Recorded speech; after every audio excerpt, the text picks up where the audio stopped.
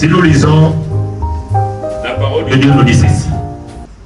Or, la foi est une ferme assurance des choses qu'on espère, une démonstration de celles qu'on ne voit pas. Verset 6. Or, sans la foi, il est impossible de lui être agréable. Car il faut que celui qui s'approche de Dieu croit que Dieu existe et qu'il est le rémunérateur de ceux qui le cherchent. Affermir leur foi et qu'elle soit vraiment agréable devant Dieu, afin que Dieu puisse réaliser dans leur vie et dans cette association tout ce qui est prévu par lui-même, parce que cette association a vu le jour par la révélation de Dieu. Sans la foi, on nous dit, nous ne pouvons pas être agréables à Dieu. C'est pourquoi nous devons avoir une foi ferme pour nous permettre d'être agréables à ces dieux. Comment est-ce que nous pouvons avoir une foi ferme? Parce que tout le monde croit à quelque chose. Mais ici, je veux parler d'une foi chrétienne. Pour avoir cette foi, on nous amène encore dans la parole de Dieu. Dans le livre de Romains, au verset 10, verset 17.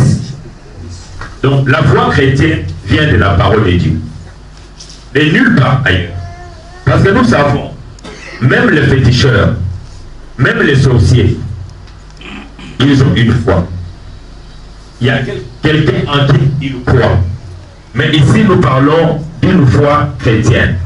Cette foi vient de ce qu'on entend, et ce qu'on entend vient de la parole de Dieu.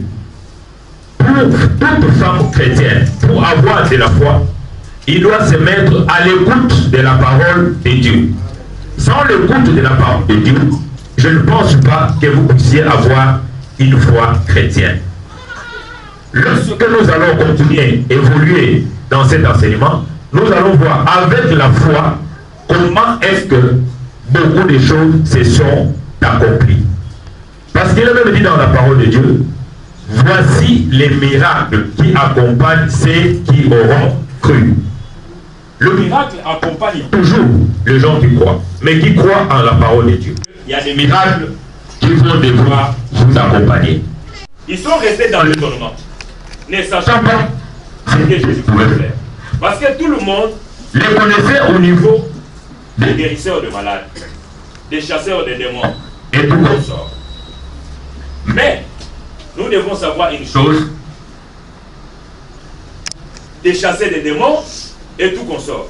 Mais ils ne pouvaient pas s'imaginer que Jésus-Christ pouvait ramener à la vie un homme qui était mort 4 jours déjà dans les tombeaux et qui était déjà dans la puissance. Mis à des tâches ménagères. Mais Marie est venue s'asseoir au pied de Jésus-Christ pour écouter la parole. Lorsque Marthe s'est plaint, demandant à Jésus, comment peux-tu laisser ma soeur rester à tes pieds alors que moi je suis en train de crever dans les tâches ménagères afin que je prépare ce qu'il faut pour que vous puissiez manger. Jésus-Christ a dit à Marthe, Marie a choisi la meilleure part. Parce qu'il savait qu'auprès de Jésus, il était en train d'écouter la parole. Et Christ a beaucoup travaillé avec Marie pour lui inculquer la croyance, la foi. À un moment, lorsque leur frère Lazare est tombé malade, ils ont envoyé des messagers pour dire à Christ que ton ami est malade. Si tu peux venir à Béthanie, afin que tu le guérisses. Les messagers ont laissé les messages, ils sont rentrés à Béthanie. Mais Christ n'est pas rentré le même jour. Christ a fait, je pense, beaucoup de temps. Mais 2 jours avant, quand on lui annonça que Christ est mort, il est revenu. Et quand il est revenu, ça fait déjà 4 jours que Lazare avait été enterré. Quand Jésus-Christ est arrivé, la première personne qui l'a approché, c'était Marthe. Marthe, pour lui annoncer que notre frère est mort. Mais si tu eusses été présent, notre frère ne serait pas mort. Mais Jésus-Christ lui dira, n'étais-je pas dit que si tu crois, tu verras la gloire de Dieu? Ils ont parlé avec lui pendant longtemps. Parce que pour Jésus, il savait, et Dieu lui a donné la révélation que Lazare devait ressusciter.